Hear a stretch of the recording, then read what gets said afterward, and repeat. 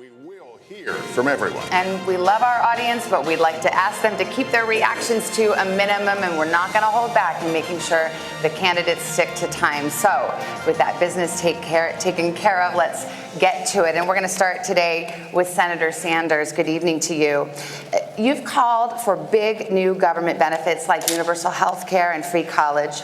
In a recent interview, you said you suspected that Americans would be, quote, delighted to pay more taxes for things like that. My question to you is, will taxes go up for the middle class in a Sanders administration? And if so, how do you sell that to voters? Well, you're quite right. We have a new vision for America. And at a time when we have 3 people in this country owning more wealth than the bottom half of America, while 500,000 people are sleeping out on the streets today, we think it is time for change, real change. And by that I mean that health care, in my view, is a human right. And we have got to pass a Medicare for all single-payer system. Under that system, by the way, vast majority of the people in this country will be paying significantly less for health care than they are right now. I believe that education is the future for this country. And that is why I believe that we must make public colleges and universities tuition free and eliminate student debt. And we do that by placing a tax on Wall Street. Every proposal that I have brought forth is fully paid for. Senator Sanders, I'll give you 10 seconds just to answer the very direct question. Will you raise taxes for the middle class in the Sanders administration? People who have health care under Medicare for all will have no premiums, no deductibles, no co-payments, no out-of-pocket expenses. Yes, they will pay more in taxes, but less in health care for what they get. Thank you, Senator. Senator Bennett, we're going to get to everybody, I promise, but let me just, Senator Biden, promise everybody's going to get in here, promise. Vice President Biden, Senator Sanders, as you know, has been calling for a revolution. Recently, in remarks to a group of wealthy donors, as you were speaking about the problem of income inequality in this country, you said, we shouldn't, quote, demonize the rich. You said, nobody has to be punished. No one's standard of living would change. Nothing would fundamentally change. What did you mean by that? What I meant by that is, look, Donald Trump thinks Wall Street built America. Ordinary middle-class Americans build America. My dad used to have an expression. He said, Joe, a job is about a lot more than a paycheck. It's about your dignity. It's about respect. It's being able to look your kid in the eye and say everything's going to be okay. Too many people who are in the middle class and poor have had the bottom fall out under this proposal. What I'm saying is that we've got to be straightforward. We have to make sure we understand that to return dignity to the middle class, they have to have insurance that is covered and they can afford it. They have to make sure that we're in a situation where there's continuing education and they're able to pay for it. And they have to make sure that they're able to breathe air that is clean and they have water that they can drink. Look, Donald Trump has put us in a horrible situation. We do have enormous income inequality. And the one thing I agree on is we can make massive cuts in the $1.6 trillion in tax loopholes out there. And I would be going about eliminating Donald Trump's tax cuts for the wealthy. Vice President Biden, thank you. Senator Harris. There's a lot of talk in this primary about new government benefits, such as student loan cancellation, free college, health care, and more. Do you think that Democrats have a responsibility to explain how they will pay for every proposal they make along those lines? Well, let me tell you something. I hear that question, but where was that question when the Republicans and Donald Trump passed a tax bill that benefits the top 1% and the biggest corporations in this country, contributing at least $1 trillion to the debt of America, which middle-class families will pay for one way or another? Working families need support and need to be lifted up. And frankly, this economy is not working for working people. For too long, the rules have been written in the favor of the people who have the most and not in favor of the people who work the most, which is why I am proposing that we change the tax code. So for every family that is making less than $100,000 a year, they will receive a tax credit that they can collect up to $500 a month, which will make all the difference between those families being able to get through through the end of the month with dignity and with support or not. And on day one, I will repeal that tax bill that benefits the top 1% and the biggest corporations of America. Senator Harris, thank you. Governor Hickenlooper, let me get you in on this. You've warned that Democrats will lose in 2020 if they embrace socialism, as you put it. You were booed at the California Democratic Convention when you said that. Only one candidate on this stage, Senator Sanders, identifies himself as a democratic socialist. What are the policies or positions of your opponents that you think are veering towards socialism? Well, I think that the bottom line is if we don't clearly define that we are not socialists, the Republicans are going to come at us every way they can and call us socialists. And if you look at the Green New Deal, which I admire the sense of urgency and how important it is to do climate change, I'm a scientist, but we can't promise every American a government job. If you want to get universal health care coverage, I believe that health care is a right and not a privilege. But you can't expect to eliminate private insurance for 180 million people, many of whom don't want to give it up. In Colorado, we brought businesses and nonprofits together. We got to near universal health care coverage. We were the first state in America to bring the environmental community and the oil and gas industry to aggressively address methane emissions. And we were also the first place to expand reproductive rights on a scale basis, and we reduced teen pregnancy by 54%. We've done the big progressive things that people said couldn't be done. I've done what pretty much everyone else up here is still talking about doing. Governor, thank you. Senator Sanders, I'll give you a chance to weigh in here. What is your response to those who say nominating a socialist would re-elect Donald Trump? Well, I think the responses at the polls, last poll I saw had us 10 points ahead of Donald Trump, because the American people understand that Trump is a phony, that Trump is a pathological liar and a racist, and that he lied to the American people during his campaign. He said he was going to stand up for working families. Well, President Trump, you're not standing up for working families when you try to throw 32 million people off the health care that they have, and that 83% of your tax benefits go to the top 1%. That's how we beat Trump. We expose him for the fraud that he is. Senator Gillibrand, 30 seconds. I disagree with both their perspectives. The debate we're having in our party right now is confusing, because the truth is there's a big difference between capitalism on the one hand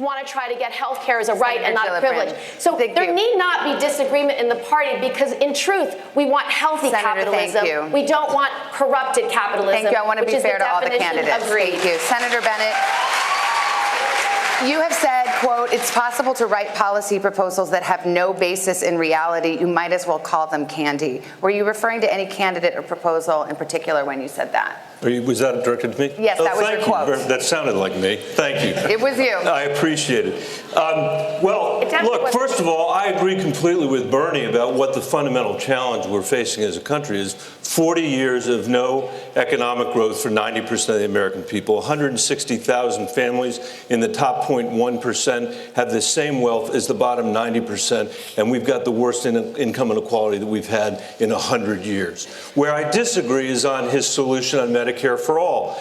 You know, I have proposed getting to universal health care, which we need to do. It is a right. Health care is a right. We need to get to universal health care. I believe the way to do that is by finishing the work we started with Obamacare and creating a public option that every family and every person in America can make a choice for their family about whether they want a public option, which for them would be like having Medicare for all, or whether they want to keep their private insurance. I believe we will get there much more quickly if we do that. But wait, Bernie, if I could just finish, Bernie mentioned that the taxes that we would have to pay, because of those taxes, Vermont rejected Medicare for all. Senator, in Bernie's bill, Senator, please, we are going to talk about health care at length, Senator, but for the moment, my colleague Jose wants to continue the question. I wrote the part in Senator Sanders' bill. I wrote the part in Senator Sanders' bill that is the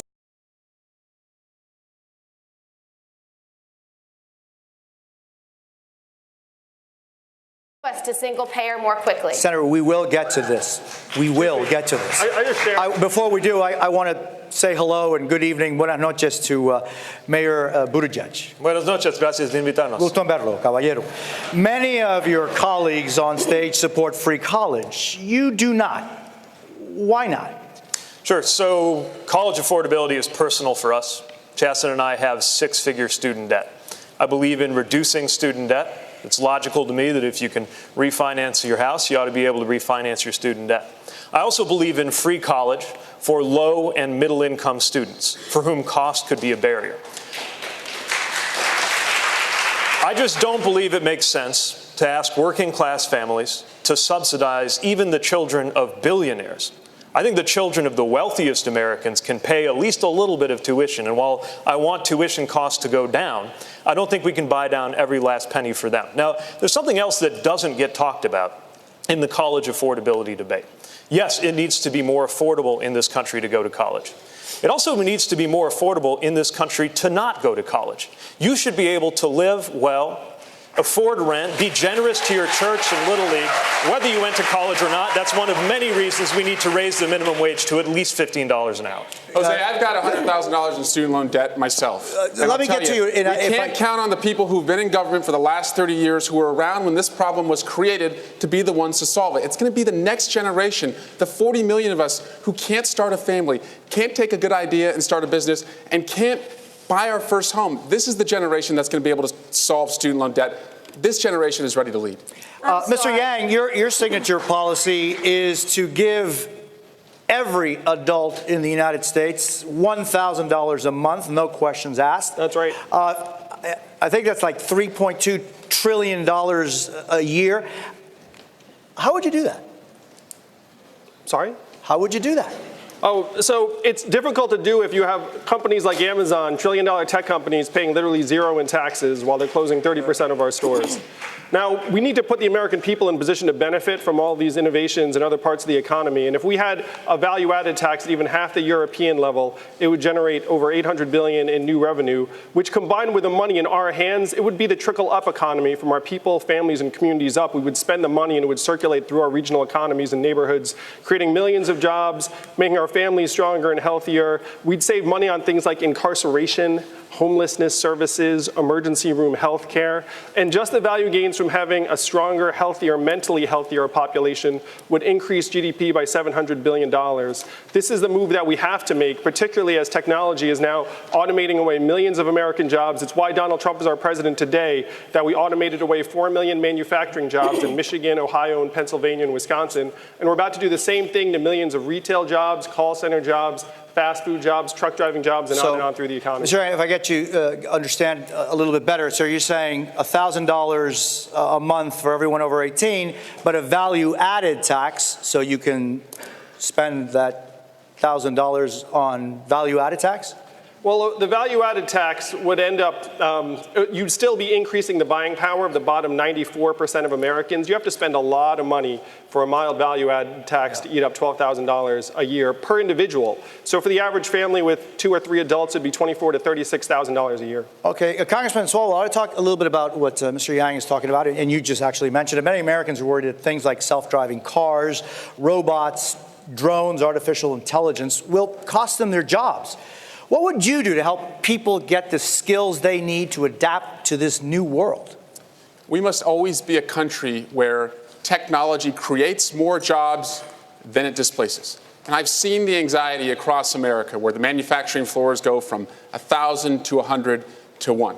So we have to modernize our schools, value the teachers who prepare our kids, wipe the student debt from any teacher that goes into a community that needs it, invest in America's communities, especially where the best exports are people who move away to get skills. But Jose, I was 6 years old when a presidential candidate came to the California Democratic Convention and said, it's time to pass the torch to a new generation of Americans. That candidate was then Senator Joe Biden. Joe Biden was right when he said it was time to pass the torch to a new generation of Americans 32 years ago. He's still right today. If we're going to solve the issues of automation, pass the torch. If we're going to solve the issues of climate chaos, pass the torch. If we're going to solve the issue of student loan debt, pass the torch. If we're going to end gun violence for families who are fearful of sending their kids to school, pass the torch. Vice President, would you like to sing a torch song? I would. I'm still holding on to that torch. I want to make it clear to you, look, the fact of the matter is what we have to do is make sure that everybody is prepared better to go on to educate for an education. The fact is that's why I propose us focusing on schools that are in distress. That's why I think we should triple the amount of money we spend for Title I schools. That's why I think we should have universal pre-K. That's why I think every single person who graduates from high school, 65 out of 100 now, need something beyond high school. And we should provide for them to be able to get that education. That's why there should be free community college, cutting in half the cost of college. That's why we should be in a position where we do not have anyone have to pay back a student debt when they get out. They are making less than $25,000 a year. Their debt is frozen, no interest payment until they get beyond that. We can't put people in a position where they aren't able to go on and move on. And so, folks, there's a lot we can do, but we have to make continuing education available for everyone so that everyone can compete in the 21st century. We're not doing that now. Senator Sanders. As the youngest guy on the stage, I feel like I probably ought to contribute to the generational conversation. As part of Joe's generation, I'm all for part of Joe's generation, let me respond. Before we move the on issue, if I may say, is not generational. Let's please. The Senator issue Sanders, is not generational. The issue is who has the guts to take on Wall Street, to take on the fossil fuel industry, to take on the big money interests who have unbelievable influence over the economic and political life of this country. These issues haven't gotten better over Senator Harris, I'm so sorry. We will let all of you speak. Senator Harris. Senator Harris. Please, we will let you all speak. Senator Harris. We can't afford to wait for evolution on these issues. Hey, guys, you know what? America does not want to witness a food fight. They want to know how we're going to put food on their table. Yes?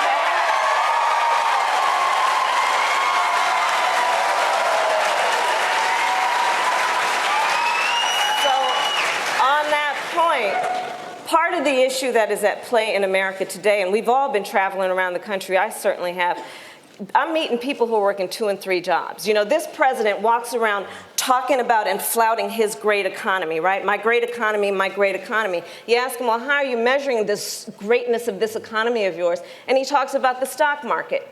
Well, that's fine if you own stocks. So many families in America do not. You ask them, how are you measuring the greatness of this economy of yours? And they point to the jobless numbers and the unemployment numbers. Well, yeah, people in America are working. They're working 2 and 3 jobs. So when we talk about jobs, let's be really clear. In our America, no one should have to work more than 1 job to have a roof over their head and food on the table. Thank you very much, Senator. We've all expressed an interest in talking about health care. So let's talk about health care. And this is going to be a show of hands question. We asked a question about health care last night that spurred a lot of discussion, as you know. We're going to do it again now. Many people watching at home have health insurance of their employer. Who here would abolish their private health insurance in favor of a government-run plan? All right. Kirsten Gillibrand, Senator Gillibrand. Yeah, so no, it's my turn. Go ahead. So this is a very important issue. So the plan that Senator Sanders and I and others support, Medicare for All, is how you get to single payer. But it has a buy-in transition period, which is really important. In 2005, when I ran for Congress in a 2-to-1 Republican district, I actually ran on Medicare for All, and I won that 2-to-1 Republican district twice. And the way I formulated it was simple. Anyone who doesn't have access to insurance they like, they could buy in at a percentage of income they could afford. So that's what we put into the transition period for our Medicare for All plan. I believe we need to get to universal health care as a right and not a privilege to single payer. The quickest way you get there is you create competition with the insurers. God bless the insurers. If they want to compete, they can certainly try. But they've never put people over their profits, and I doubt they ever will. So what will happen is people will choose Medicare, you will transition, we will get to Medicare for All, and then your step to single payer is so short. I would make it an earned benefit. just like Social Security, so that you buy in your whole life. It is always there for you, and it's permanent and it's universal. Senator, your time is up. I want to put that same question to Mayor Buttigieg. Yeah, we've taught, look, everybody who says Medicare for all, every person in politics who allows that phrase to escape their lips has a responsibility to explain how you're actually supposed to get from here to there. Now, here's how I would do it. It's very similar. I would call it Medicare for all who want it. You take something like Medicare, a flavor of that, you make it available on the exchanges, people can buy in, and then if people like us are right, that will be not only a more inclusive plan, but a more efficient plan than any of the corporate answers out there, then it will be a very natural glide path to the single-payer environment. But let's remember, even in countries that have outright socialized medicine, like England, even there's still a private sector. That's fine. It's just that for our primary care, we can't be relying on the tender mercies of the corporate system. This one's very personal for me. I started out this year dealing with the terminal illness of my father. I make decisions for a living. And nothing could have prepared me for the kind of decisions our family faced. But the thing we had going for us was that we never had to make those decisions based on whether it was going to bankrupt our family because of Medicare. And I want every family to have that same freedom to do what is medically right, not live in financial fear. Your time is complete. Vice President Biden, I want to put the question to you. You were one of the architects of Obamacare. So where do we go from here? Look, this is very personal to me. When my wife and daughter were killed in an automobile accident, my two boys were really very badly injured. I couldn't imagine what it'd be like had I not had adequate health care available immediately. And then when my son came home from Iraq after a year, was diagnosed with terminal cancer, and he was given months to live. I can't fathom what would have happened if, in fact, they said, by the way, the last 6 months of your life, you're on your own. We're cutting off. You've used up your time. The fact of the matter is that the quickest, fastest way to do it is build on Obamacare, to build on what we did. And secondly, to make sure that everyone does have an option. Everyone, whether they have private insurance, employer insurance, or no insurance, they, in fact, could buy in the exchange to a Medicare-like plan. And the way to do that, we can do it quickly. Look, urgency matters. There's people right now facing what I faced and what we faced without any of the help I had. We must move now. I'm against any Democrat who opposes, takes down Obamacare, and any Republican who wants to get rid of Obamacare. Let me turn to Senator Sanders.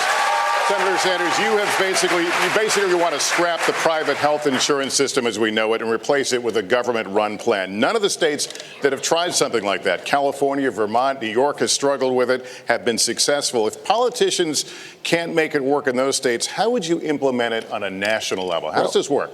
Listen, I find it hard to believe that every other major country on earth, including my neighbor 50 miles north of me, Canada, somehow has figured out a way to provide health care to every man, woman, and child, and in most cases, they're spending 50% per capita what we are spending. Let's be clear. Let us be very clear.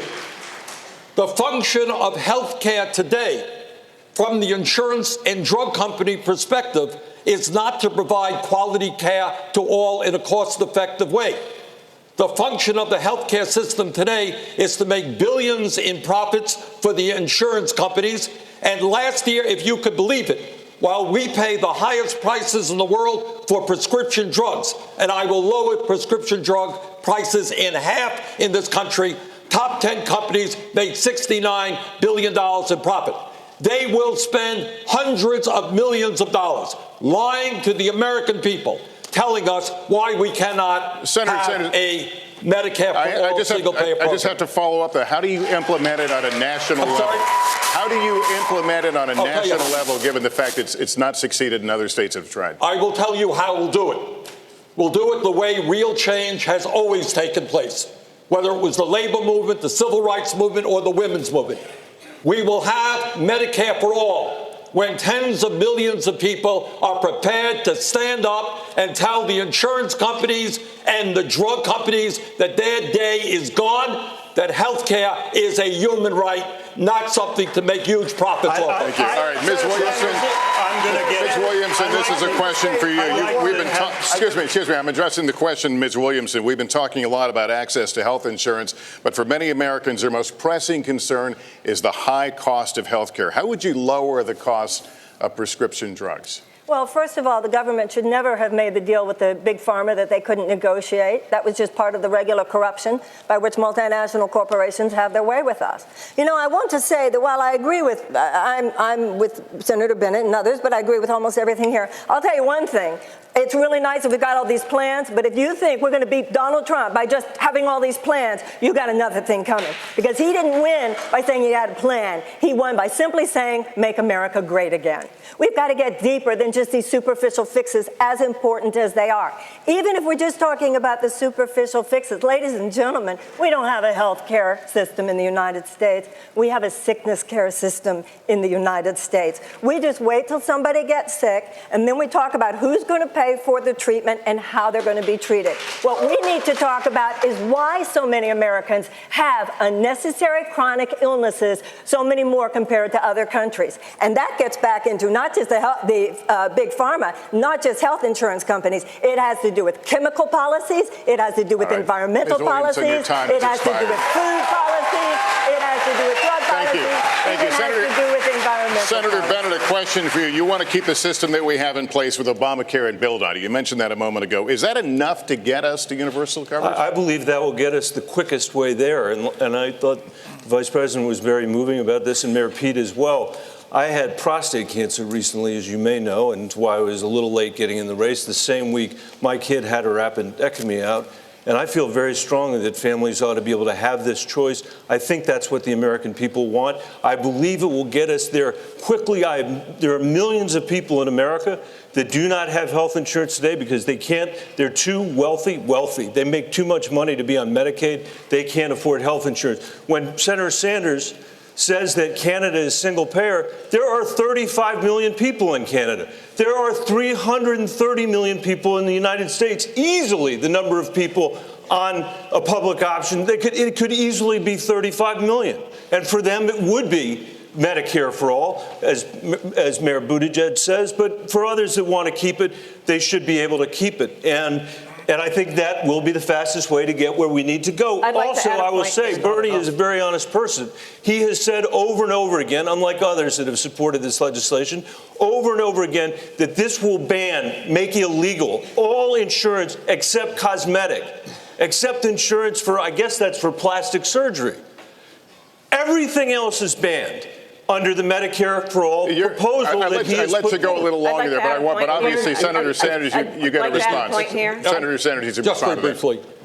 You know, Mike, Medicare is the most popular health insurance program in the country. People don't like their private insurance companies. They like their doctors and hospitals. Under our plan, people go to any doctor they want, any hospital they want. We will substantially lower the cost of health care in this country because we'll stop the greed of the insurance companies. On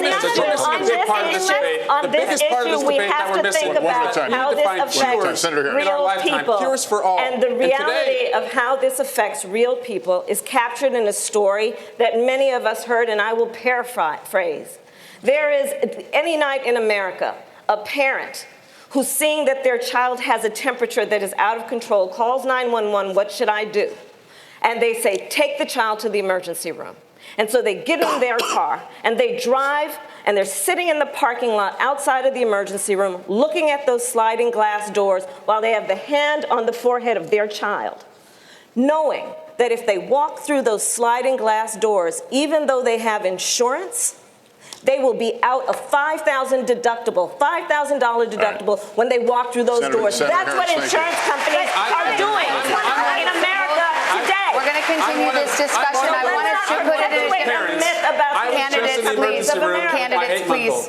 I'm one of those parents. I was just in the emergency room, and I'm telling Congressman, thank you. We fight health insurance companies every single week. We stand in line and pay expensive prescription drugs. We have to have a health care guarantee. If you're sick, you're seen, and in America, you never go broke because of it. Okay. A lot of you have been talking tonight about these government health care plans that you've proposed in one form or another. This is a show of hands question, and hold them up for a moment so people can see. Raise your hand if your government plan would provide coverage for undocumented immigrants. Let me start with you, Mayor Buttigieg. Why? Mayor Buttigieg, why?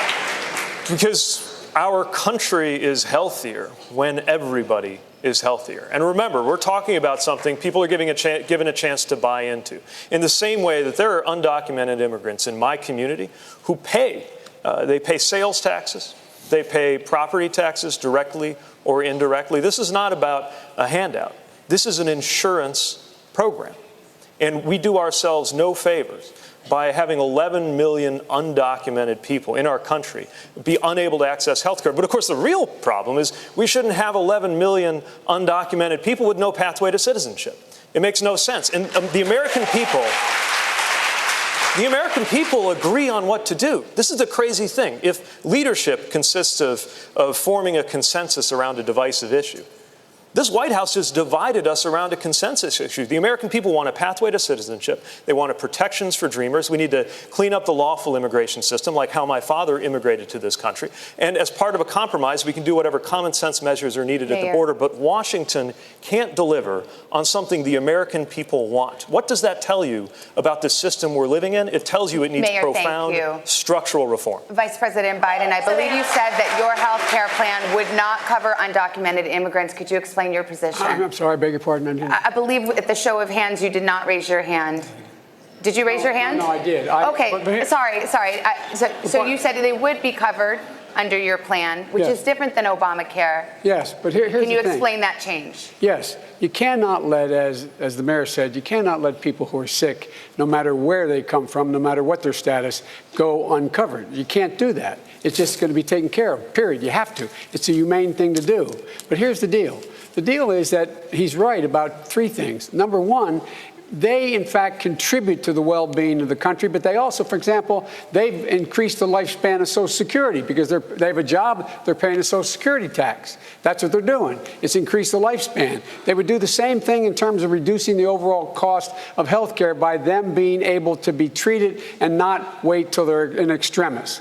The other thing is, folks, look, we can deal with these insurance companies. We can deal with the insurance companies by, number one, putting insurance executives in jail for their misleading advertising, what they're doing on opioids, what they're doing paying doctors to prescribe. We could be doing this by making sure everyone who is on Medicare, that the government should be able to negotiate the price for whatever the drug costs are. We can do this by making sure that we're in a position that we, in fact, allow people.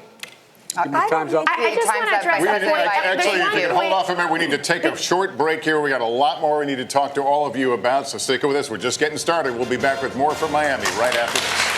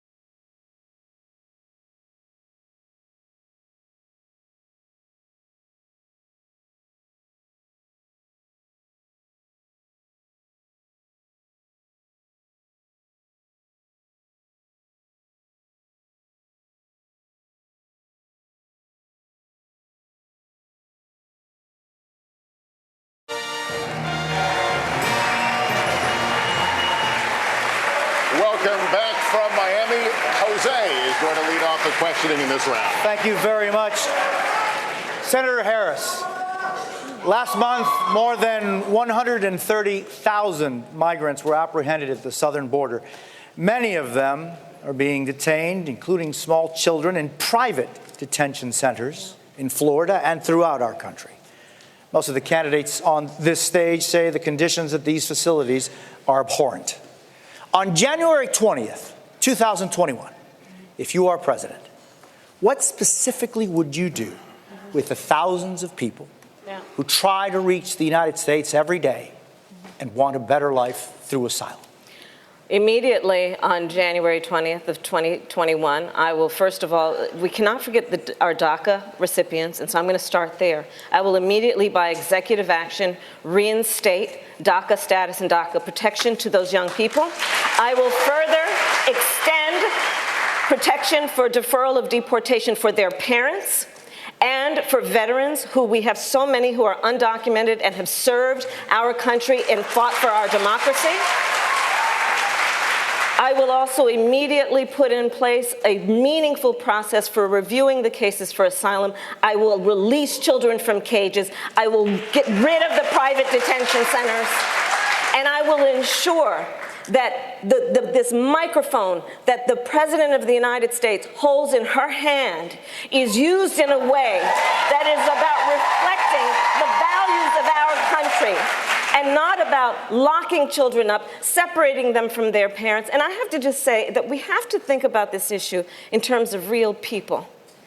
A mother who pays a coyote to transport her child through their country of origin, through the entire country of Mexico, facing unknown peril to come here. Why would that mother do that? I will tell you.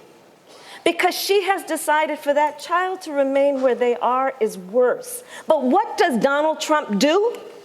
He says, go back to where you came from. That is not reflective of our America and our values, and it's got to end.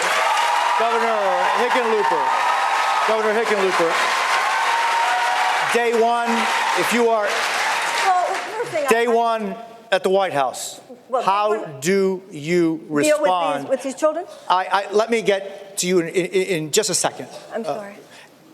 Governor, day one, thousands of men, women, and children cross the border asking for asylum for a better life. What do you do? Day one, hour one. Well, certainly the images we've seen this week just compound the emotional impact that the world is judging us by. If you'd ever told me any time in my life that this country would sanction federal agents to take children from the arms of their parents, put them in cages, actually put them up for adoption, in Colorado we call that kidnapping, I would have told you it was unbelievable. And the first thing we have to do is recognize the humanitarian crisis on the border for what it is. We make sure that there are the sufficient facilities in place so that women and children are not separated from their families, the children are with their families. We have to make sure that ICE is completely reformed and they begin looking at their job in a humanitarian way where they're addressing the whole needs of the people that they are engaged with along the border. And we have to make sure ultimately that we provide not just shelter, but food, clothing, and access to medical care. Ms. Williamson. Yes, what Donald Trump has done to these children, and it's not just in Colorado, Governor, you're right, it is kidnapping, and it's extremely important for us to realize that. If you forcibly take a child from their parents' arms, you are kidnapping them.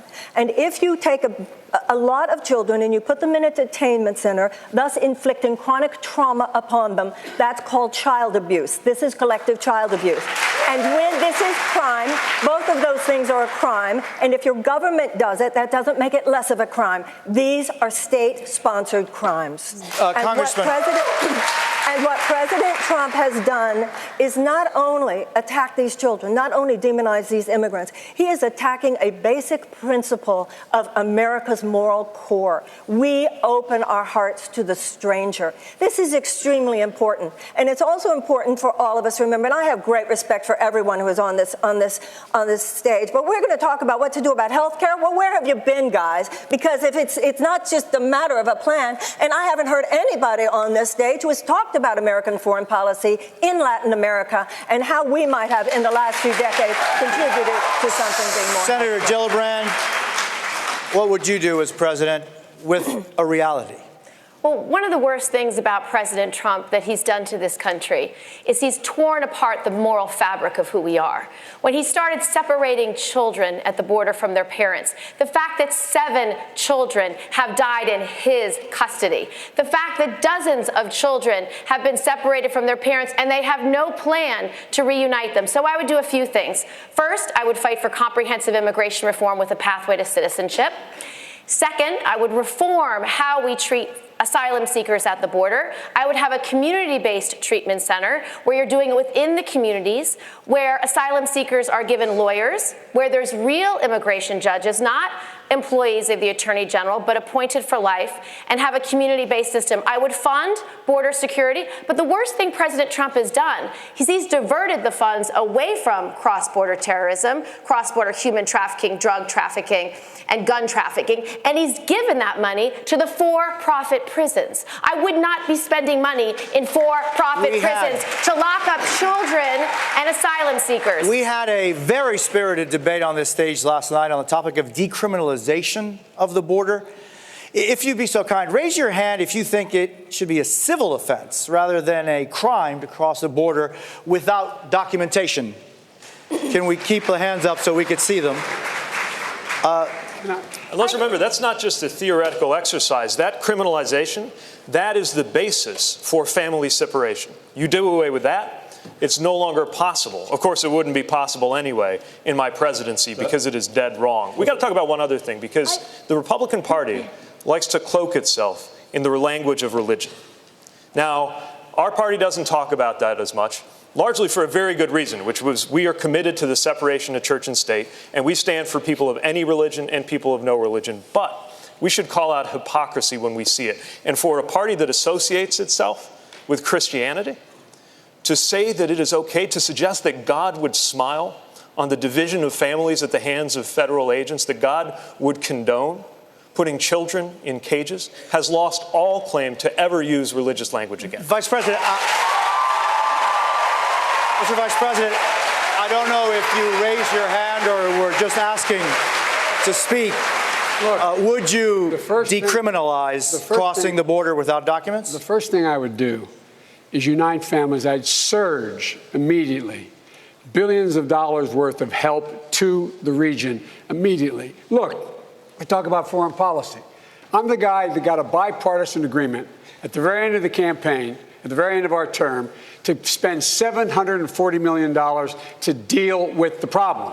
And that was to go to the root cause of why people are leaving in the first place. It was working. We saw, as you know, a net decrease in the number of children who were coming. The crisis was abated. And along came this president. He said he immediately discontinued that. We all talk about these things. I did it. I did it. 740 million. Now look, second thing we have to do. The law now requires the reuniting of those families. We would reunite those families, period. And if not, we put those children in a circumstance where they were safe until we could find their parents. And lastly, the idea that he's in court with his Justice Department saying children in cages do not need a bed, do not need a blanket, do not need a toothbrush.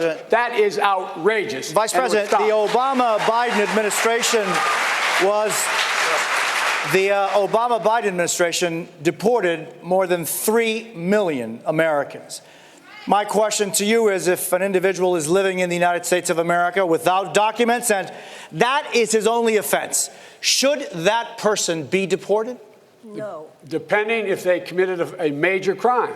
They should be deported. And the president was left in his, President Obama, I think, did a heck of a job. To compare him to what this guy's doing is absolutely, I find, close to immoral.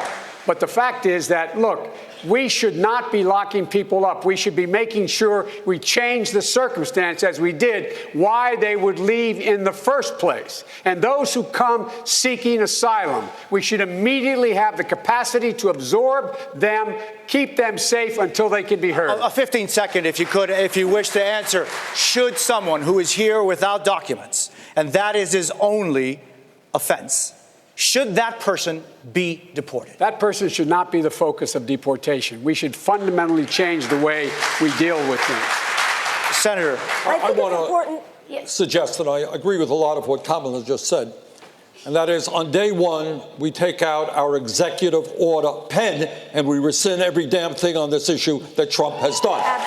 Number two, picking up on the point that Joe made, we got to look at the root causes. And you have a situation where Honduras, among other things, is a failing state, massive corruption. You got gangs who are telling families that if a 10-year-old does not join that gang, that family is going to be killed. What we have got to do on day one is invite the presidents and the leadership of Central America and Mexico together. This is a hemispheric problem that we have got to address. Congressman Swalwell, what do you do? Day one? No. If someone is here without documents, and that is their only offense, is that person to be deported? No. That person can be a part of this great American experience. That person can contribute. My congressional district is one of the most diverse in America, and we see the benefits when people contribute and they become a part of the community and they're not in the shadow economy. Day one for me, families are reunited. This president, though, for immigrants, there's nothing he will not do to separate a family, cage a child, or erase their existence by weaponizing the census. And there is nothing that we cannot do in the courts and that I will not do as president to reverse that and to make sure that families always belong together. Senator Harris. Well, thank you. I will say, no, absolutely not. They should not be deported. And I actually, this was one of the very few issues with which I disagreed with the administration, with whom I otherwise had a great relationship and a great deal of respect. But on the secure communities issue, I was Attorney General of California. I led the second largest Department of Justice in the United States, second only to the United States Department of Justice in a state of 40 million people. And on this issue, I disagreed with my president because the policy was to allow deportation of people who, by ICE's own definition, were non-criminals. So as Attorney General and the Chief Law Officer of the state of California, I issued a directive to the sheriffs of my state that they did not have to comply with detainers and instead should make decisions based on the best interest of public safety of their community. Because what I saw, and I was tracking it every day, I was tracking it and saw that parents, people who had not committed a crime, even by ICE's own definition, were being deported. But I have to add a point here. The problem with this kind of policy, and I know it as a prosecutor, Senator, I want a rape victim to be able to run in the middle of the street and wave down a police officer and report the crime against her. I want anybody who has been the victim of any real crime to be able to do that and not be afraid that if they do that, they will be deported because the abuser will tell them it is they who is the criminal. It is wrong. It is wrong. We're going to turn to the issue of trade now, if we can. Last night, we asked the candidates on this stage to name the greatest geopolitical threat facing the U.S. 4 of them mentioned China. U.S. businesses say China steals our intellectual property, and party leaders on both sides accuse China of manipulating their currency to keep the cost of goods artificially low. I'll ask this to Senator Bennett to start off with. How would you stand up to China? I think that, first of all, the biggest threat to our national security right now is Russia, not China. And second, on China, we've got competition because of what they've done with our election. In China, I think the president's been right to push back on China, but has done it in completely the wrong way. We should mobilize the entire rest of the world who all have a shared interest in pushing back on China's mercantilist trade policies, and I think we can do that. I'd like to answer the other question before this as well. You have the time? When I see these kids at the border, I see my mom because I know she sees herself, because she was separated from her parents for years during the Holocaust in Poland. And for Donald Trump to be doing what he's doing to children and their families at the borders, I say this as somebody who wrote the immigration bill in 2013 that created a pathway to citizenship for 11 million people in this country, that had the most progressive DREAM Act that's ever been conceived, much less passed. It got 68 votes in the Senate, that had $46 billion of border security in it, that was sophisticated 21st century border security, not a medieval wall. And Senator, the president has turned the border of the United States into a symbol of nativist hostility that the whole world is looking at, when what we should be represented by is the Statue of Liberty, which has brought my parents to this country to begin with. We need to make a change. Mr. Yang, let me bring you in on this, on the issue of China. You've expressed a lot of concerns about technology and taking jobs. Are you worried about China? And if so, how would you stand up against it? Well, I just want to agree that I think Russia is our greatest geopolitical threat because they've been hacking our democracy successfully, and they've been laughing their asses off about it for the last couple of years. So we should focus on that before we start worrying about other threats. Now, China, they do pirate our intellectual property. It's a massive problem. But the tariffs and the trade war are just punishing businesses and producers and workers on both sides. I met with a farmer in Iowa who said he spent 6 years building up a buying relationship in China that's now disappeared and gone forever. And the beneficiaries have not been American workers or people in China. It's been Southeast Asia and other producers that have then stepped into the void. So we need to crack down on Chinese malfeasance in the trade relationship, but the tariffs and the trade war are the wrong way to go. All right, Mayor Buttigieg, how would you stand up against China? Yeah, I mean, first of all, we've got to recognize that the China challenge really is a serious one. This is not something to dismiss or wave away. And if you look at what China is doing, they're using technology for the perfection of dictatorship. But their fundamental economic model isn't going to change because of some tariffs. I live in the industrial Midwest. Folks who aren't in the shadow of a factory are somewhere near a soy field where I live. And manufacturers, and especially soy farmers, are hurting. Tariffs are taxes. And Americans are going to pay on average $800 more a year because of these tariffs. Meanwhile, China is investing so that they could soon be able to run circles around us in artificial intelligence. And this president is fixated on the China relationship as if all that mattered was the export balance on dishwashers. We've got a much bigger issue on our hands. But at a moment when their authoritarian model is being held up as an alternative to ours because ours looks so chaotic compared to theirs right now because of our internal divisions, the biggest thing we've got to do is invest in our own domestic competitiveness. If we disinvest in our own infrastructure, education, we are never going to be able to compete. And if we really want to be an alternative, a democratic alternative, we actually have to demonstrate that we care about democratic values at home and around the world. We've got a good debate so far. We're going to take a quick break here, candidates. When we come back, the questioning continues with our colleagues. Chuck Todd, Rachel Maddow will be here. Much more with our candidates straight ahead.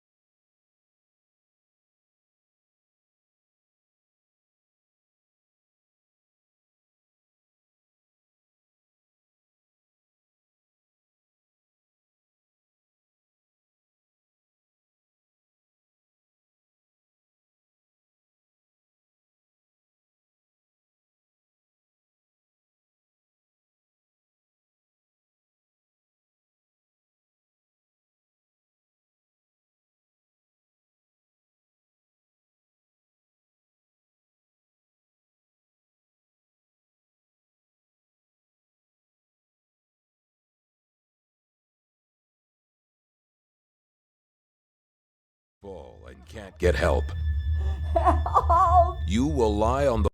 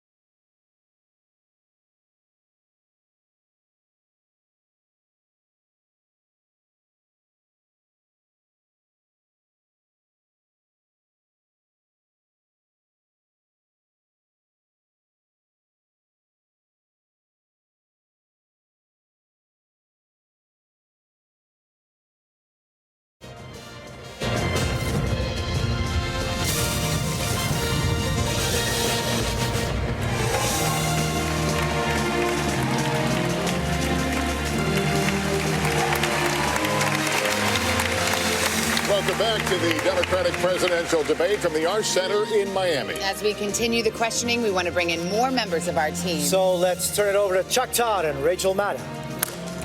Well, Rachel, I had a dream that we've done this before. No. This is definitely didn't happen. the first time. Definitely first time. Thank you, Lester, Savannah, and Jose. Let's quickly recap the rules one more time. 20 candidates qualified for this first debate. We've heard from 10 of them from last night. We're hearing from 10 more tonight. Breakdown for each night was selected at random. Candidates will have 60 seconds to answer direct questions, 30 seconds for follow-ups if necessary. Because of this large field of candidates, not every person will be able to comment on everything, but the less audience reaction there is, the more time they will all get. Over the course of the next hour, we will hear from all of these candidates, but we are going to begin this hour with Mayor Buttigieg. In the last 5 years, civil rights activists in our country have led a national debate over race and the criminal justice system. Your community of South Bend, Indiana, has recently been in uproar over an officer-involved shooting. The police force in South Bend is now 6% black in a city that is 26% black. Why has that not improved over your 2 terms as mayor? Because I couldn't get it done. My community is in anguish right now because of an officer-involved shooting, a black man, Eric Logan, killed by a white officer. And I'm not allowed to take sides until the investigation comes back. The officer said he was attacked with a knife, but he didn't have his body camera on. It's a mess, and we're hurting. And I could walk you through all of the things that we have done as a community, all of the steps that we took from bias training to de-escalation, but it didn't save the life of Eric Logan.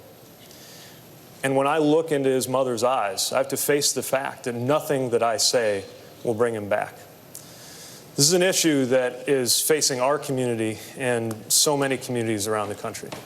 And until we move policing out from the shadow of systemic racism, whatever this particular incident teaches us, we will be left with the bigger problem of the fact that there's a wall of mistrust put up one racist act at a time, not just from what's happened in the past, but from what's happening around the country in the present. It threatens the well-being of every community. And I am determined to bring about a day when a white person driving a vehicle and a black person driving a vehicle, when they see a police officer approaching, feels the exact same thing, a feeling not of fear, but of safety. I am determined to bring that day about. Thank you, Mr. Mayor. If I could ask one question, just because I think... Governor, I'll give you 30 seconds. I think that the question they're asking in South Bend, I think in cities across the country, is why has it taken so long? We had a shooting when I first became mayor 10 years before Ferguson, and the community came together and we created an Office of the Independent Monitor, a Civilian Oversight Commission. We diversified the police force in 2 years. We actually did de-escalation training. I think the real question that America should be asking is why 5 years after Ferguson, every city doesn't have this level of police accountability. Governor Hickenlooper, thank you. I got to respond to that. Look, we've taken so many steps toward police accountability that the FOP just denounced me for too much accountability. We're obviously not there yet. And I accept responsibility for that because I'm in charge. Policy, you should fire the chief.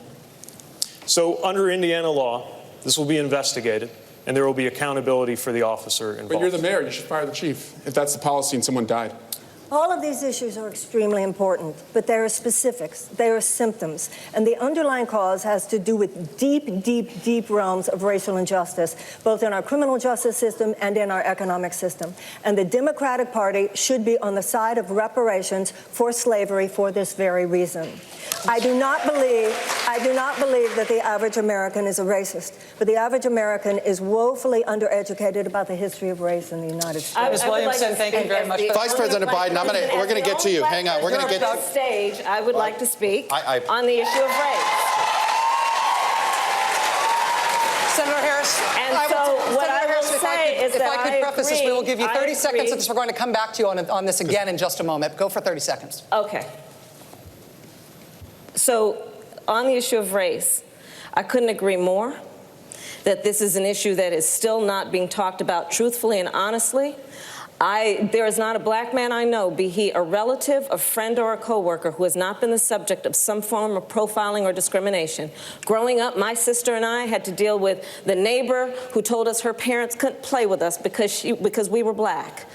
And I will say also that in this campaign, we've also heard, and I'm going to now direct this at Vice President Biden, I do not believe you are a racist.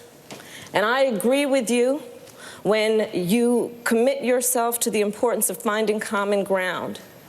But I also believe, and it's personal, and I was actually it was hurtful to hear you talk about the reputations of two United States senators who built their reputations and career on the segregation of race in this country. And it was not only that, but you also worked with them to oppose busing. And, you know, there was a little girl in California who was part of the second class to integrate her public schools. And she was bused to school every day. And that little girl was me. So I will tell you that on this subject, it cannot be an intellectual debate among Democrats. We have to take it seriously. We have to act swiftly. As Attorney General of California, I was very proud to put in place a requirement that all my special agents would wear body cameras and keep those cameras on. Senator Harris, thank you. Vice President Biden, you have been invoked. We are going to give you a chance to respond. Vice President Biden.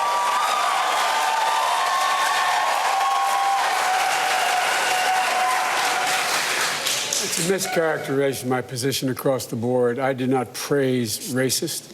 That is not true, number one. Number two, if we want to have this campaign litigated on who supports civil rights and whether I did or not, I'm happy to do that. I was a public defender. I didn't become a prosecutor. I came out and I left a good law firm to become a public defender when in fact my city was in flames because of the assassination of Dr. King. Number one. Number two, as the Vice President of the United States, I work with a man who, in fact, we worked very hard to see to it we dealt with these issues in a major, major way. The fact is that in terms of busing, the busing, you would have been able to go to school the same exact way because it was a local decision made by your city council. That's fine. That's one of the things I argued for, that we should be breaking down these lines. But so the bottom line here is, look, everything I've done in my career, I ran because of civil rights. I continue to think we have to make fundamental changes in civil rights. And those civil rights, by the way, include not just only African Americans, but the LGBT community. But Vice President Biden, do you agree today that you were wrong to oppose busing in America then? No. Do you agree? I did not oppose busing in America. What I opposed is busing ordered by the Department of Education. That's what I opposed. Well, there was a failure of states to integrate public schools in America. I was part of the second class to integrate Berkeley, California public schools almost 2 decades after Brown v. Board of Education. Because your city council made that decision. It was a local decision. So that's where the federal government must step in. That's why we have the Voting Rights Act and the Civil Rights Act. That's why we need to pass the Equality Act. That's why we need to pass the ERA, because there are moments in history where states fail to preserve the civil rights of all people. I have supported the ERA from the very beginning when I ran for the Vice President Biden, 30 seconds, because I want to bring other people into this. I supported the ERA from the very beginning. I'm the guy that extended the Voting Rights Act for 25 years. We got to the place where we got 98 out of 98 votes in the United States Senate doing it. I've also argued very strongly that we, in fact, deal with the notion of denying people access to the ballot box. I agree that everybody, once they, in fact, they should. Anyway, my time's up. I'm sorry. Thank you, Vice President. All of these things have Senator Sanders, Senator Sanders, I'm going to go to you on this. You said on the day you launched your campaign that voters should focus on what people stand for, not a candidate's race or age or sexual orientation. Many Democrats are very excited by the diversity of this field on this stage and on last night's stage, and the perspective that diversity brings to this contest and to these issues. Are you telling Democratic voters that diversity shouldn't matter when they make this decision? No, absolutely not. Unlike the Republican Party, we encourage diversity. We believe in diversity. That's what America is about. But in addition to diversity, in terms of having more women, more people from the LGBT community, we also have to do something else. And that is, we have to ask ourselves a simple question.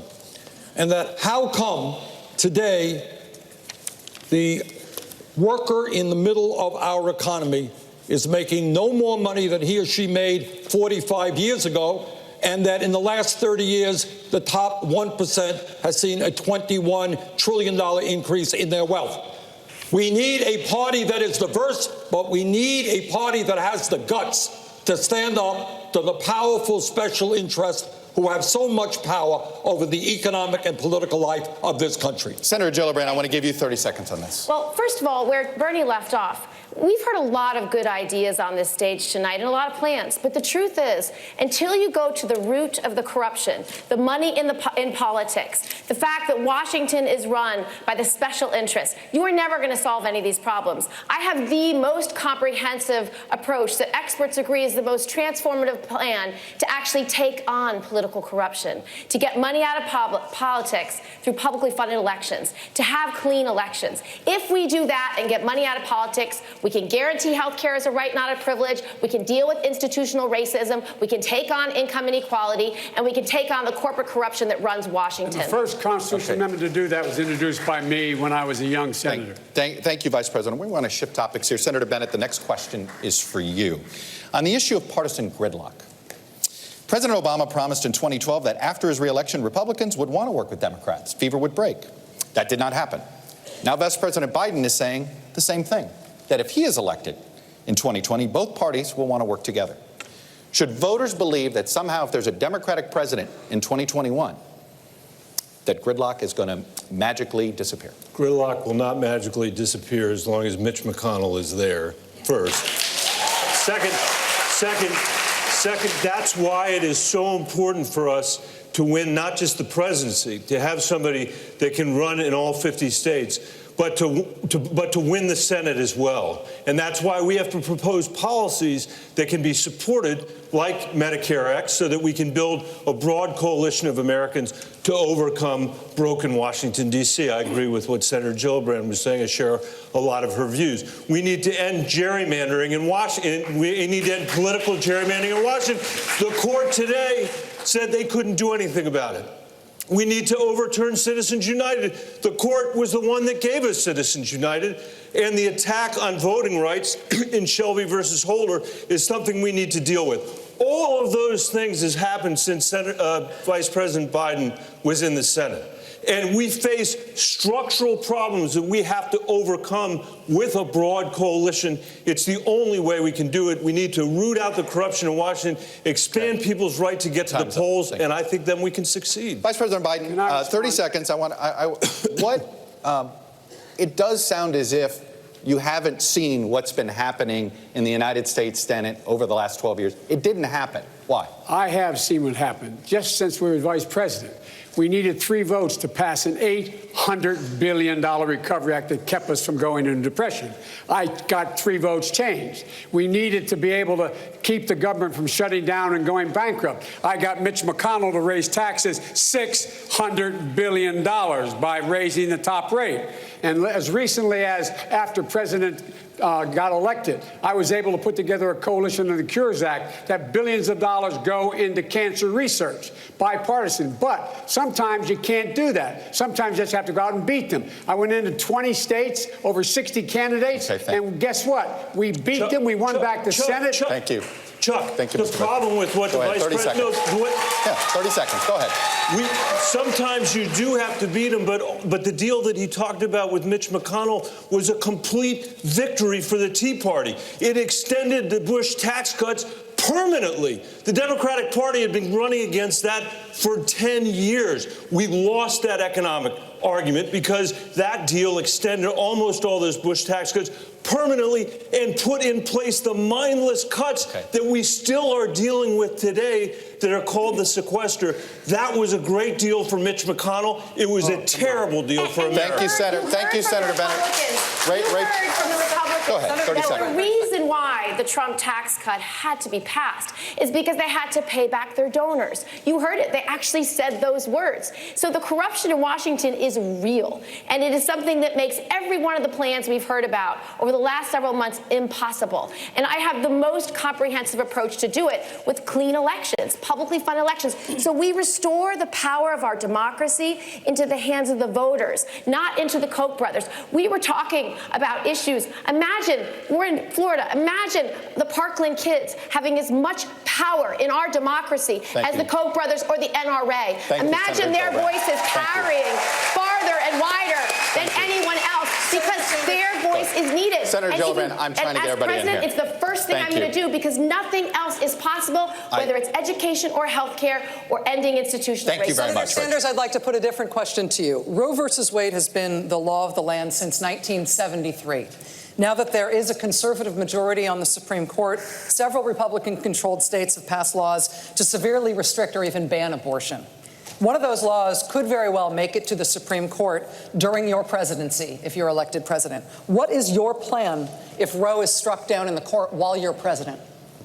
Well, my plan is somebody who believes, for a start, that a woman's right to control her own body is a constitutional right, that government and politicians should not infringe on that right. We will do everything we can to defend our Roe versus Wade.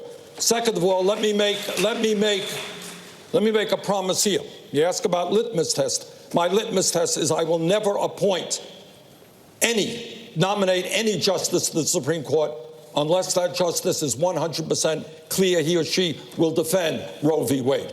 Third of all, I do not believe in packing the court. We got a terrible 5-4 majority conservative court right now. But I do believe that constitutionally we have the power to rotate judges to other courts. And that brings in new blood into the Supreme Court and a majority, I hope, that will understand that a woman has the right to control her own body and that corporations cannot run the Senator, United States of America. Hold on, I'm going to give you 10 additional seconds because the question is, what if the court has already overturned Roe and Roe is gone? All of the things you just described would be to try to preserve Roe. If Roe is gone, what could you do as president to preserve abortion rights? Well, first of all, let me tell you this. It didn't come up here, but let's face this.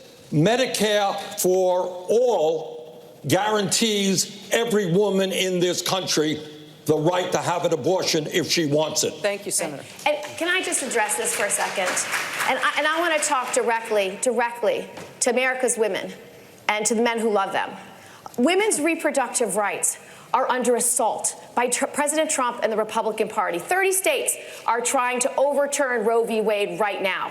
And it is mind-boggling to me that we are debating this on this stage in 2019 among Democrats, whether women should have access to reproductive rights. I think we have to stop playing defense and start playing offense. But let me tell you one thing about politics, because it goes to the corruption and the deal-making. When the door is closed and the negotiations are made, there are conversations about women's rights, and compromises have been made on our backs. That's how we got to Hyde. That's how the Hyde Amendment was created, a compromise by leaders of both parties. Then we have the ACA. During the ACA negotiation, I had to fight like heck with other women to make sure that contraception wasn't sold down the river or abortion services. And so what we need to know is, imagine this one question. When we beat President Trump, and Mitch McConnell walks into the Oval Office, God forbid, to do negotiations, who do you want, when that door closes, to be sitting behind that desk to fight for women's rights? I have been the fiercest advocate for women's reproductive freedom for over a decade. And I promise you, as president, when that door closes, I will guarantee women's reproductive freedom no matter what. Thank you. We're moving to climate. We're moving to climate, guys. Senator Harris, I'm addressing you first on this. You live in a state that has been hit by drought, wildfires, flooding. Climate change is a major concern for voters in your state. It's pretty obvious. Obviously, this state as well. Last night, voters heard many of the candidates weigh in on their proposals. Explain specifically what yours is. Well, first of all, I don't even call it climate change. It's a climate crisis. It represents an existential threat to us as a species. And the fact that we have a president of the United States who has embraced science fiction over science fact will be to our collective peril.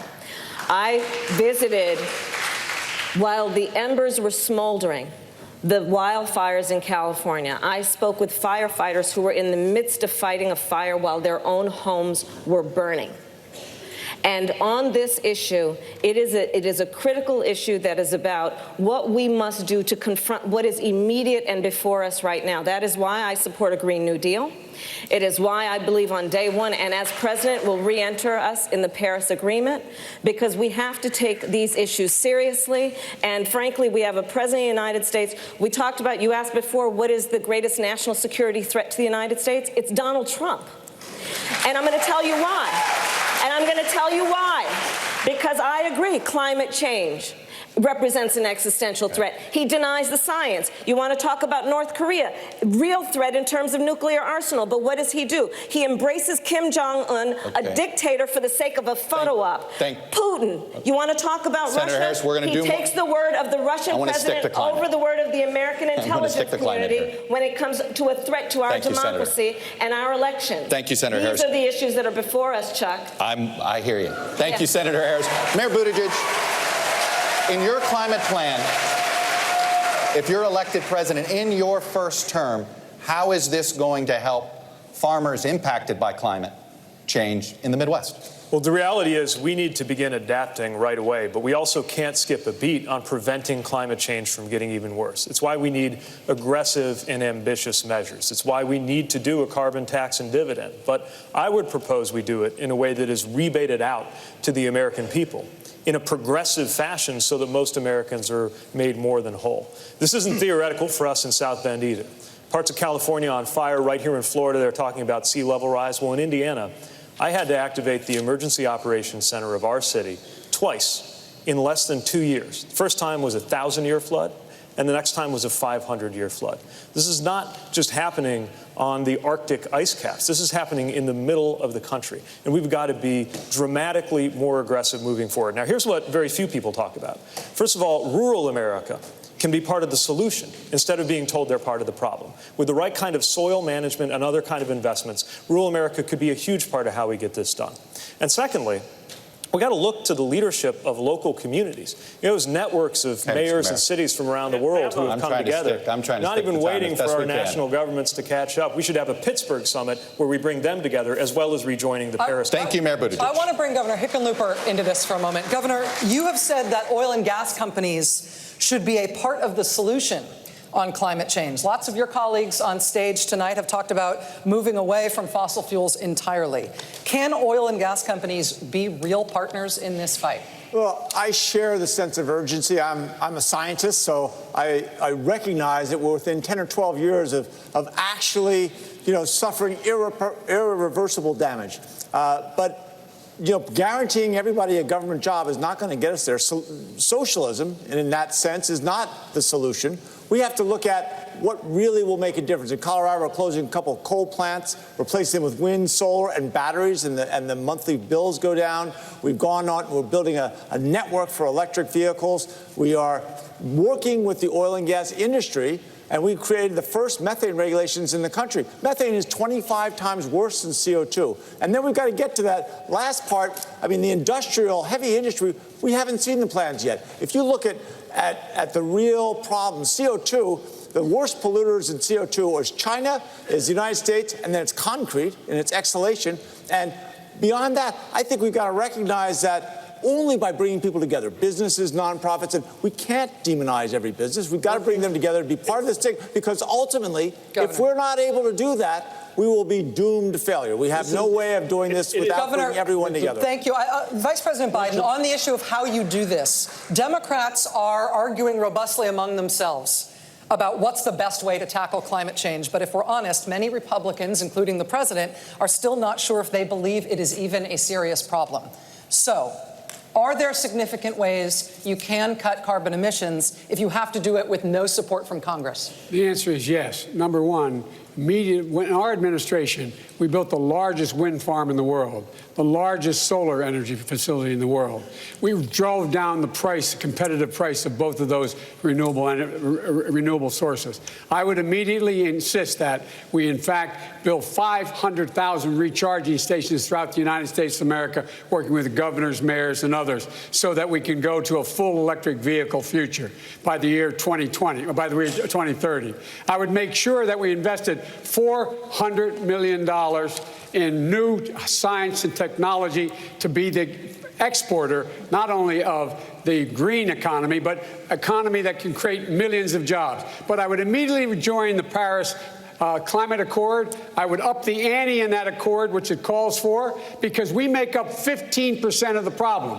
85% of the world makes up the rest. And so we have to have someone who knows how to corral the rest of the world, bring them together, and get something done like we did in our administration. Senator Sanders, I want to give you 30 seconds to follow up, and I'm going to hold you to 30. Look, the old ways are no longer relevant. The scientists tell us we have 12 years before there is irreparable damage to this planet. This is a global issue. What the President of the United States should do is not deny the reality of climate change, but tell the rest of the world that instead of spending $1.5 trillion on weapons of destruction, let us get together for the common enemy, and that is to transform the world's energy system away from fossil fuel to energy efficiency and sustainable energy. The future of the planet rests on us doing that. Before we go, hang on. Before we leave this topic. Here's the solution. Pass the torch. Pass the torch to the generation that's going to feel the effects of climate change. Pass the torch to the generation that's inventive enough. Thank you both. Before we leave this topic, here's something you will all want to weigh in on. Hold one moment. Hold one moment. Just trust us on this. Somebody has a younger body doesn't mean you don't have old ideas. No, we have new ideas. John Kennedy John Kennedy did not say, I have a plan to get a man to the moon, and so we're going to do it, and I think we can all work together, and maybe we can get a man on the moon. John Kennedy said, by the end of this decade, we are going to put a man on the moon. Because John Kennedy was back in the day when politics included the people, and included imagination, and included great dreams, and included great plans. And I have had a career not making the political plans, but I have had a career harnessing the inspiration and the motivation and the excitement of people, masses of people, when we know that when we say we are going to turn from a dirty economy to a clean economy, we're going to have a Green New Deal. We're going to create millions of jobs. We're going to do this within the next 12 years because I'm not interested in just winning the next election. We are interested in our grandchildren. All right, we're going to sneak in a break in a minute, but before we go, I'm going to go down the line here, and I'm asking you, please, for 1 or 2 words only. All right? Please. Really? President Obama in his first year wanted to address both health care and climate. And he could only get one signature issue accomplished. It was obviously health care. He didn't get to do climate change. You may only get one shot, and your first issue that you're going to push, you get one shot that it may be the only thing you get passed. What is that first issue for your presidency? Eric Swalwell, you're first. For Parkland, for Orlando, for every community affected by gun violence, ending gun violence. Senator Bennett. Climate change and the lack of economic mobility Bernie talks about. Senator Gillibrand. Passing a family bill of rights that includes a national paid leave plan, universal pre-K, affordable daycare, and making sure that women and families can thrive in the workplace no matter who they are. Oh, I like that. That was pretty good. Senator Harris. Then. So passing a middle class and working families tax cut, That's one. DACA, guns. Okay. I'm giving you credit for the first thing you said, the tax cut. I got you. Senator Sanders, first thing. The premise that there's only 1 or 2 issues out there.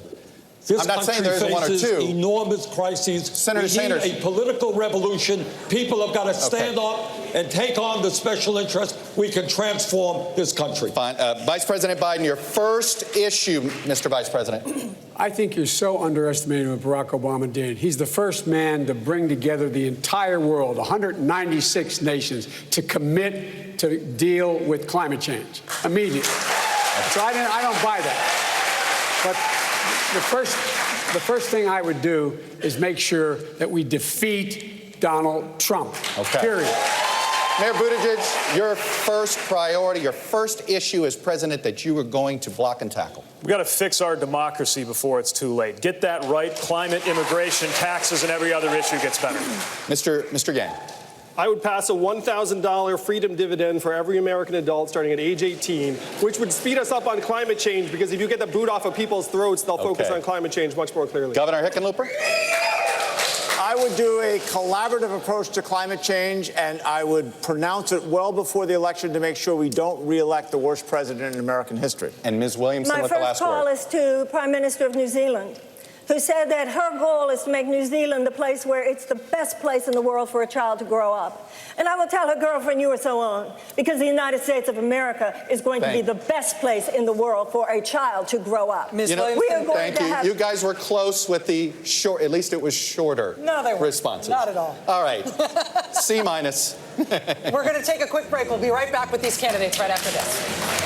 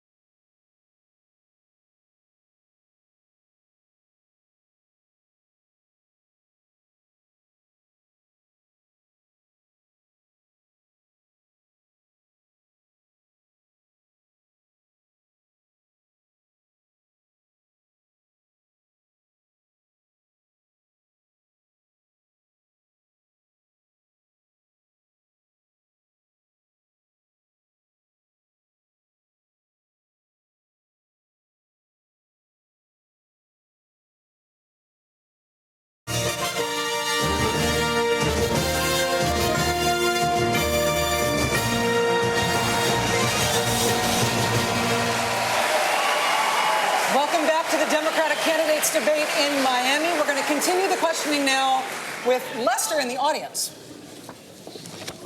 We are in a second are going to have a question from Lester in the audience, but that was just a fake out. Let's go. We're going to go to the issue of guns and Congressman Swalwell, among this field of candidates, you have a unique position on gun reform. You're proposing that the government should buy back every assault weapon in America, and it should be mandatory. How do you envision that working, especially in states where gun rights are a strong flashpoint? Keep your pistols, keep your rifles, keep your shotguns, but we can take the most dangerous weapons from the most dangerous people. We have the NRA on the ropes because of the moms, because of the Brady Group, because of Giffords, because of March for Our Lives. But I'm the only candidate on this stage calling for a ban and buyback of every single assault weapon in America. I've seen the plans of the other candidates here. They would all leave 15 million assault weapons in our communities. They wouldn't do a single thing to save a single life in Parkland. I'll approach this issue as a prosecutor. I'll approach it as the only person on this stage who has voted and passed background checks, but also as a parent of a generation who sends our children to school where we look at what they're wearing so we can remember it in case we have to identify them later. A generation who has seen thousands of black children killed in our streets, and a generation who goes to the theater and we actually look where the fire exits are. We don't have to live this way. We must be a country who loves our children more than we love our guns. Senator Sanders, a Vermont newspaper recently released portions of an interview you gave in 2013 in which you said, quote, "My own view on guns is everything being equal, states should make those decisions." No. Has your thinking changed since then? Do you now think there's a federal role to play? That's a mischaracterization of my thinking. It's a Look, quote of we you. have a gun crisis right now. 40,000 people a year are getting killed. In 1988, Rachel, when it wasn't popular, I ran on a platform of banning assault weapons and, in fact, lost that race for Congress. I have a D- voting record from the NRA. And I believe that what we need is comprehensive gun legislation that, among other things, provides universal background. We end the gun show loophole. We end the straw man provision. And I believed in 1988, and I believe today. Why would you leave 15 million on the streets? Assault weapons are weapons from the military, and that they should not be on the streets of America. Your plan leaves them on the streets. You leave 15 million on the streets. We banned the sale and distribution, and that's what I believe for many years. Will you buy them back? If people want to buy, if the government wants to do that, if people want to You're going to be the government. Yes. Will you buy them back? Yes. Senator Harris, we're going to give you 30 seconds. Thank you. I think your idea is a great one, Congressman Swalwell, and I will say that there are a lot of great ideas. The problem is Congress has not had the courage to act, which is why when elected President of the United States, I will give the United States Congress 100 days to pull their act together, bring all these good ideas together, and put a bill on my desk for signature. And if they do not, I will take executive action, and I will put in place the most comprehensive background check policy we've had. I will require the ATF to take the licenses of gun dealers who violate the law, and I will ban by executive order the importation of assault weapons. Because I'm going to tell you, as a prosecutor, I have seen more autopsy photographs than I care to tell you. I have hugged more mothers who are the mothers of homicide victims, and I have attended more police officer funerals.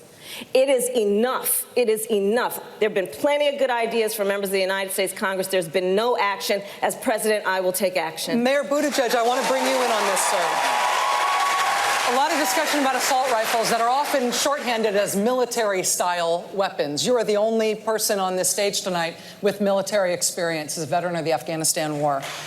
Will military families, does that inform your thinking on this view? Do you believe that military families or America's veterans will, at large, have a different take on this than the other Americans who we've been talking about and who Congressman Swalwell is appealing to with his buyback program? Yeah, of course, because we trained on some of these kinds of weapons. Look, every part of my life experience informs this. Being the mayor of a city where the worst part of the job is dealing with violence, we lose as many as were lost at Parkland every 2 or 3 years in my city alone. And this is tearing communities apart. if more guns made us safer, we'd be the safest country on earth. It doesn't work that way.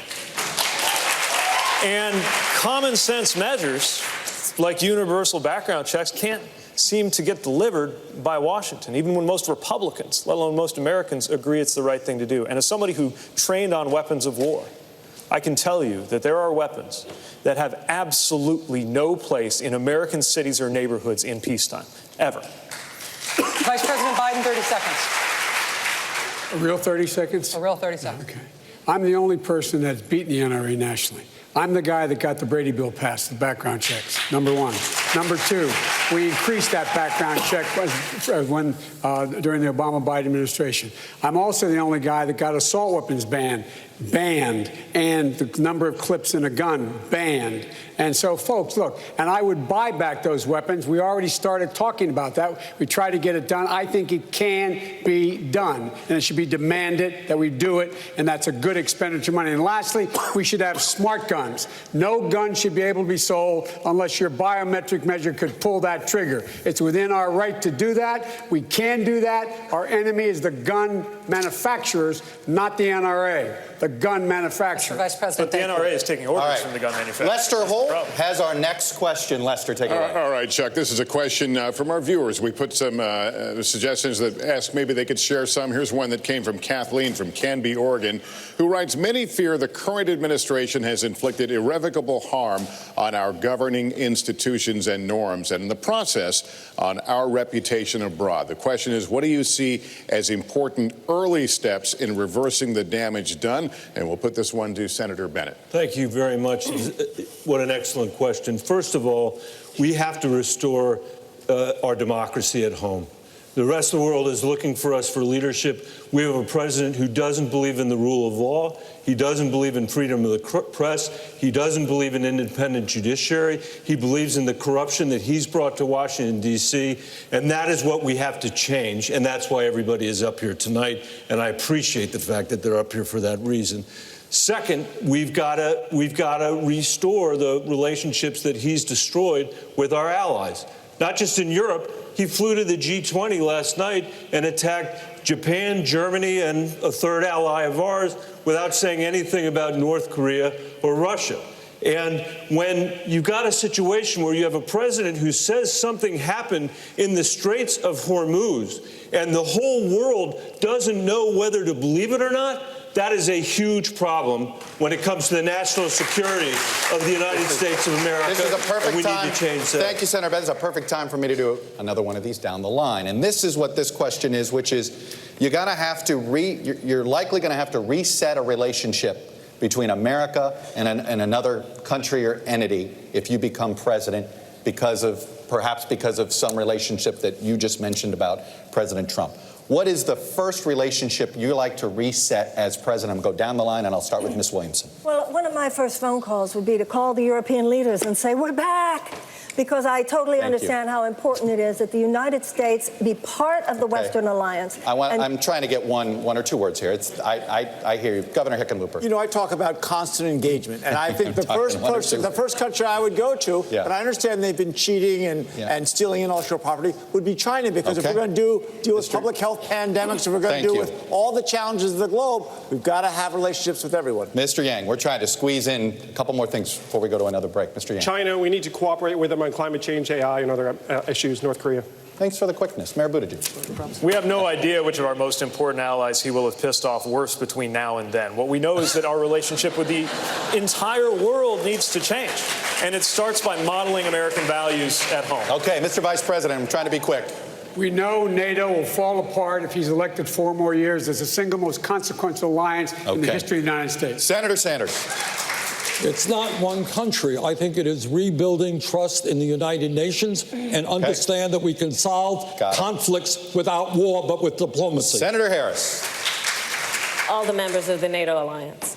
Senator Gillibrand. President Trump is hell-bent on starting a war with Iran. My first act will be to engage Iran to stabilize the Middle East and make sure we do not start an unwanted, never-ending war. Senator Bennett, quickly. Our European allies and every Latin American country that's willing to have a conversation about how to deal with the refugee crisis. And Congressman Swalwell. My first act in foreign policy, we're breaking up with Russia and making up with NATO.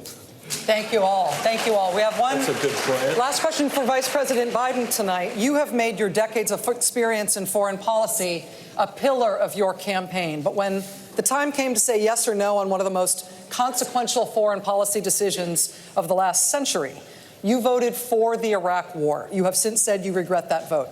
But why should voters trust your judgment when it comes to making a decision about taking the country to war the next time? Because once Bush abused that power, what happened was we got elected after that. I made sure the president turned to me and said, Joe, get our combat troops out of Iraq. I was responsible for getting 150,000 combat troops out of Iraq, and my son was one of them. I also think we should not have combat troops in Afghanistan. It's long overdue. It should end. And thirdly, I believe that you're not going to find anybody who has pulled together more of alliances to deal with what is the real stateless threat out there. We cannot go it alone in terms of dealing with terrorism. So I'd eliminate the act that allowed us to go into war and not the AUMF, and make sure that it could only be used for what its intent was, and that is to go after terrorists, but never do it alone. That's why we have to repair our alliances. We put together 65 countries to make sure we dealt with ISIS in Iraq and other places. That's what I would do. That's what I have done, and I know how to do it. Senator Sanders, 30 seconds. One of the differences that Joe and I have in our record is Joe voted for that war. I helped lead the opposition to that war, which is a total disaster. Second of all, I helped lead the effort for the first time to utilize the War Powers Act to get the United States out of the Saudi-led intervention in Yemen, which is the most horrific humanitarian disaster on earth. And thirdly, let me be very clear. I will do everything I can to prevent a war with Iran, which would be far worse than disastrous war with Iraq. Senator Sanders, thank you. All right, guys. Informed consent of the American people. Good news is you get more time to talk, but I have to sneak in one more break. We will be right back with more debate.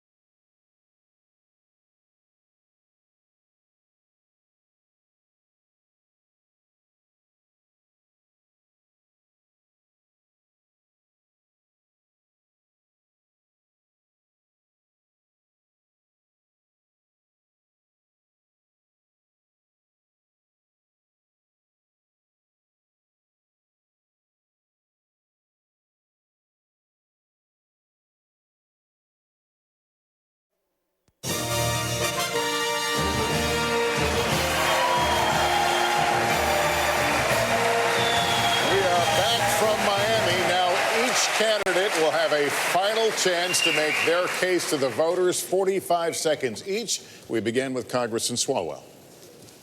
We can't be a forward-looking party if we look to the past for our leadership. I'm a congressman, but also a father of a 2-year-old and an infant. When I'm not changing diapers, I'm changing Washington. Most of the time, the diapers smell better. I went to Congress at 31, and I found a Washington that doesn't work for people like you and me. It's made of the rich and the disconnected. I was the first in my family to go to college and have student loan debt. And so I have led the effort to elect the next generation of members of Congress, and we have a moment to seize. This is a can-do generation. This is the generation that will end climate chaos. This is the generation that will solve student loan debt. And this is the generation that will say enough is enough and end gun violence. This generation demands bold solutions. That's why I'm running for president. Congressman, thank you. Ms. Williamson, 45 seconds for your closing I'm sorry we haven't talked more tonight about how we're going to beat Donald Trump. I have an idea about Donald Trump. Donald Trump is not going to be beaten just by insider politics talk. He's not going to be beaten just by somebody who has plans. He's going to be beaten by somebody who has an idea what this man has done. This man has reached into the psyche of the American people, and he has harnessed fear for political purposes. So, Mr. President, if you're listening, I want you to hear me, please. You have harnessed fear for political purposes, and only love can cast that out. So sir, I have a feeling you know what you're doing. I'm going to harness love for political purposes. I will meet you on that field, and, sir, love will win. Ms. Williamson, thank you. Senator Bennett. Thank you. Thank you. My mom and her parents came to the United States to rebuild their shattered lives in the only country that they could. 300 years before that, my parents' family came searching religious freedom here. The ability for one generation to do better than the next is now severely at risk in the United States, especially among children living in poverty like the ones I used to work for in the Denver public schools. That's why I'm running for president. I've had 2 tough races in Colorado by bringing people together, not by making empty promises. And I believe we need to build a broad coalition of Americans to beat Donald Trump, end the corruption in Washington, and build a new era of American democracy and American opportunity. This is going to be hard to do, but it's what our parents would have expected. It's what our kids deserve. I hope you'll join me in this effort. Thank you. Thank you. Governor Hickenlooper. I'm a small business owner who brought that same scrappy spirit to make Colorado one of the most progressive states in America. We expanded reproductive health to reduce teenage abortion by 64%. We were the first state to legalize marijuana, and we transformed our justice system in the process. We passed universal background checks in a purple state. We got to near universal health care coverage. We attacked climate change with the toughest methane regulations in the country, and for the last 3 years, we've been the #1 economy in America. You don't need big government to do big things. I know that because I'm the one person up here who's actually done the big progressive things everyone else is talking about. If we turn towards socialism, we run the risk of helping to re-elect the worst president in American history. Thank you, Governor. Senator Gillibrand, you have the floor for 45 seconds. Women in America are on fire. We've marched, we've organized, we've run for office, and we've won. But our rights are under attack like never before by President Trump and the Republicans who want to repeal Roe v. Wade, which is why I went to the front lines in Georgia to fight for them. As president, I will take on the fights that no one else will. I stood up to the Pentagon and repealed Don't Ask, Don't Tell. I've stood up to the banks and voted against the bailout twice. I've stood up to Trump more than any other senator in the U.S. Senate, and I have the most comprehensive approach for getting money out of politics with publicly funded elections to deal with political corruption. Now is not the time to play it safe. Now is not the time to be afraid of firsts. We need a president who will take on the big challenges, even if she stands alone. Join me in fighting for this. Senator Gillibrand, thank you. Mr. Yang, you have 45 seconds for your closing. First, I want to thank everyone who put me on this stage tonight. I am proof that our democracy still works. Democrats and Americans around the country have one question for their nominee, and that is who can beat Donald Trump in 2020? That is the right question. And the right candidate to beat Donald Trump will be solving the problems that got Donald Trump elected and will have a vision of a trickle-up economy that is already drawing thousands of disaffected Trump voters, conservatives, independents, and libertarians, as well as Democrats and progressives. I am that candidate. I can build a much broader coalition to beat Donald Trump. It is not left. It is not right. It is forward. And that is where I'll take the country in 2020. Mr. Yang, thank you. Senator Harris, the floor is yours. Thank you. Well, I just want to leave you with a couple of things. One, we need a nominee who has the ability to prosecute the case against 4 more years of Donald Trump, and I will do that. Second, this election is about you. This is about your hopes and your dreams and your fears and what wakes you up at 3 o'clock in the morning. And that's why I have what I call a 3 a.m. agenda. That is about everything from what we need to do to deliver health care to how you will be able to pay the bills by the end of the month. And when I think about what our country needs, I promise you I will be a president who leads with a sense of dignity, with honesty, speaking the truth, and giving the American family all that they need to get through the end of the month in a way that allows them to prosper. So I hope to earn your support. Please join us at KamalaHarris.org. Senator, thank you. Mayor Buttigieg, 45 seconds. Nothing about politics is theoretical for me. I've had the experience of writing a letter to my family, putting it in an envelope marked just in case, and leaving it where they would know where to find it in case I didn't come back from Afghanistan. I have the experience of being in a marriage that exists by the grace of a single vote on the U.S. Supreme Court. I have the experience of guiding a community where the per capita income was below $20,000 when I took office into a brighter future.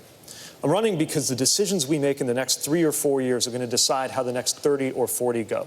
And when I get to the current age of the current president in the year 2055, I want to be able to look back on these years and say my generation delivered climate solutions, racial equality, and an end to endless war. Help me deliver that new generation to Washington before it's too late.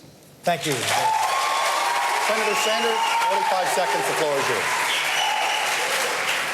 I suspect people all over the country who are watching this debate are saying, these are good people, they have great ideas. But how come nothing really changes? How come for the last 45 years wages have been stagnant for the middle class? How come we have the highest rate of childhood poverty? How come 45 million people still have student debt? How come 3 people own more wealth than the bottom half of America? And here is the answer. Nothing will change unless we have the guts to take on Wall Street, the insurance industry, the pharmaceutical industry, the military-industrial complex, and the fossil fuel industry. If we don't have the guts to take them on, we'll continue to have plans, we'll continue to have talk, and the rich will get richer, and everybody else will be struggling. Thank you, Senator. And lastly, we'll hear from Vice President Biden. Sir, you have 45 seconds. Thank you very much. I'm running to lead this country because I think it's important we restore the soul of this nation.